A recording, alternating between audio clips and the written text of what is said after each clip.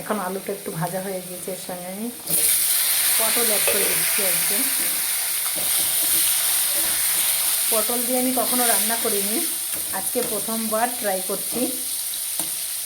আলু, পটল আর মশলা দিয়ে ডিমের ঝোল কীরকম হয়।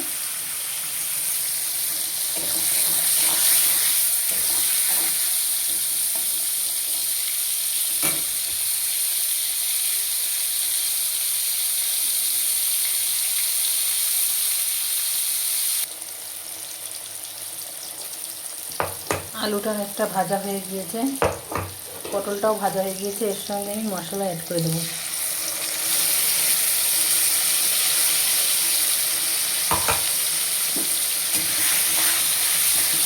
এই মশলাটার মধ্যে আছে পেঁয়াজ, রসুন, আদা আর টমেটো।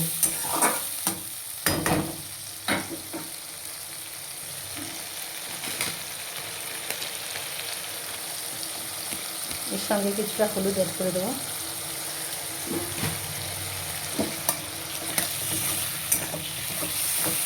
নুনটা আমি আলুটা ভাজা করার সময় বেশি করে দিয়েছিলাম, সেই জন্য এখন আর নুনটা দেবো না। আমি এখন ধীরে ধীরে এটাকে আমি ফ্রাই করব, মশলাটাকে।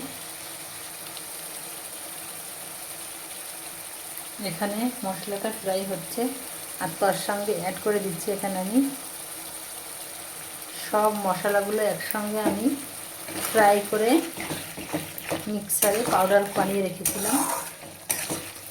এই ফ্রাই হওয়া মশলাটার মধ্যে আছে জিরে, ধনে, তেজপাতা, লবঙ্গ, দারচিনি, এলাচ আর জায়ত্রী, আর তার সঙ্গে ছিল কিছু শুকনো লঙ্কা মেশানো।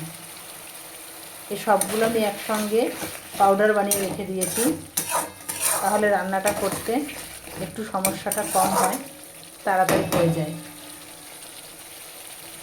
এটাকে এখন আমি ধীরে ধীরে আরও কিছুটা সময় ফ্রাই করে নেব।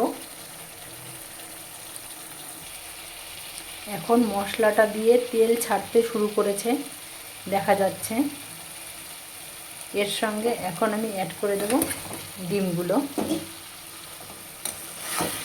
এটাও ছিল আজকে দেশি মুরগির ডিম। এটা দিয়ে আমি আরেকটু সময় রান্না করে নেব ডিমটার সঙ্গে। তারপরে গ্রেভি যেটুকু দরকার হয় আমি সেটুকু গ্রেভি অ্যাড করব এর সঙ্গে। আপনারা চাইলে ডিমটাকে পরেও দিতে পারেন, গ্রেভি দেওয়ার পরে, গ্রেভিটা বয়েল হওয়ার পরে, কিন্তু আমি এই মশলাটার সঙ্গেই